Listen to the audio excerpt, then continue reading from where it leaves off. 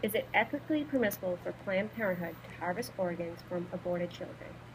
By Sandish Parker, Emma Green, Allison Foxer, Laura Story, and Joel Smith.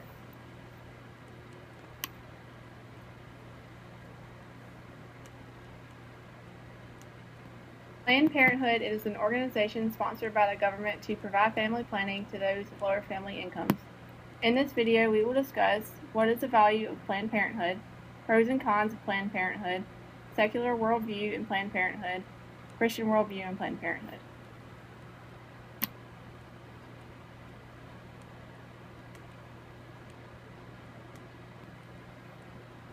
The key issues of Planned Parenthood has been accused of selling tissues from aborted children for profit. They are a nonprofit organization. Are abortions ethically to begin with? Does ethics of abortions affect the ethics of donating fetal tissues?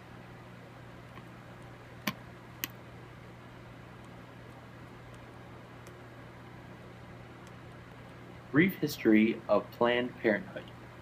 In 1916, Margaret Sanger, a nurse who worked with immigrants, created a clinic in Brooklyn, New York to give contraceptive advice. These immigrants would line up outside of the door before the clinic opened just to hear her advice. In 1923, Sanger opened the Birth Control Clinic Research Bureau in Manhattan, as well as founding the American Birth Control League. These two organizations later merged to become the Planned Parenthood Federation of America, or PPFA. This is the same organization that we all are familiar with today.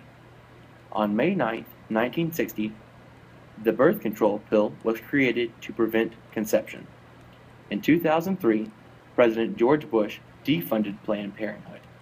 And then in 2007, the Affordable Care Act began to fund PPFA and make the organization affordable to lower-income families. And then most recently, in 2015, the Planned Parenthood videos came out about how the Planned Parenthood had been selling organs to research companies in order to gain profit.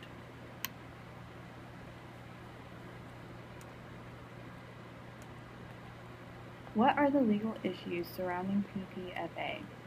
Planned Parenthood was accused of selling harvested tissues from aborted children. It is legal to donate fetal tissue, but it is not legal to sell it. Planned Parenthood claims that the money they were discussing in the videos released by the Center for Medical Progress was reimbursement for the cost of the procedure and the donation itself, which is also legal, but the bounds for reimbursement are vague. Planned Parenthood was also accused of performing partial birth abortions. Partial birth abortions are illegal. However, in the videos, Planned Parenthood says they often change the child to the breech position in order to deliver the body first without crushing it, and then they terminate the pregnancy. This is evidence that Planned Parenthood was breaking the law in order to acquire the tissues they sold. Planned Parenthood denies all accusations, and investigations were inconclusive.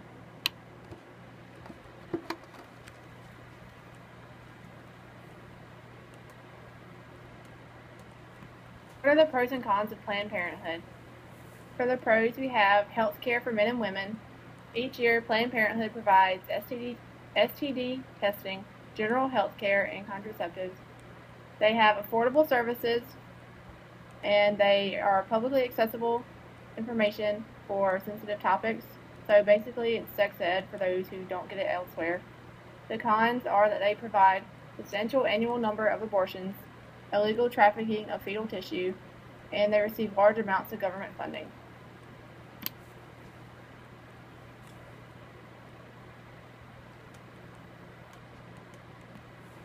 What is the secular worldview on Planned Parenthood and this controversy?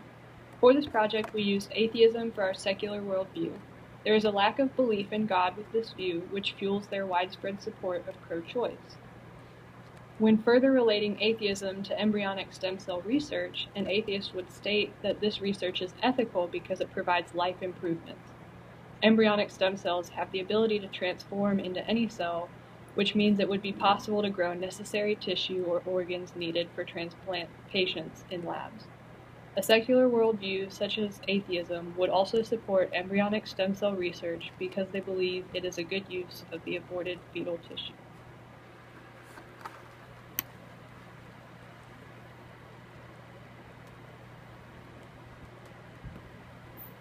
A Christian worldview take on Planned Parenthood. A Christian can be summarized as a follower of Christ who believes in the word of the Bible. This means they see all of the world through a biblical lens. So with the topic of abortion, they are always going to support pro-life because they view the abortion of a child as murder. It states in Psalm 139, which is a book of the Bible, verses 13 through 16, "For I formed your inward parts. You knitted me together in my mother's womb.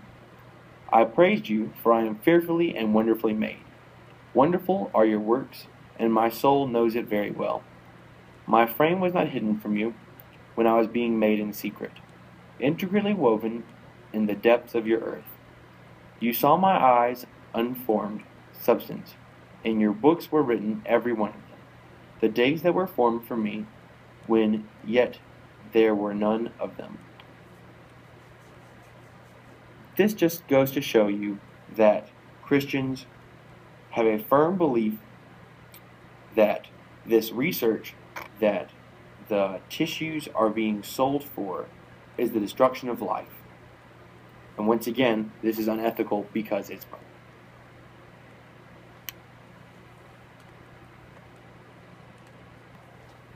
In conclusion, if allegations against Planned Parenthood are true, and they sold children's organs for money, they are acting unethically because they are making a profit as a non-profit organization.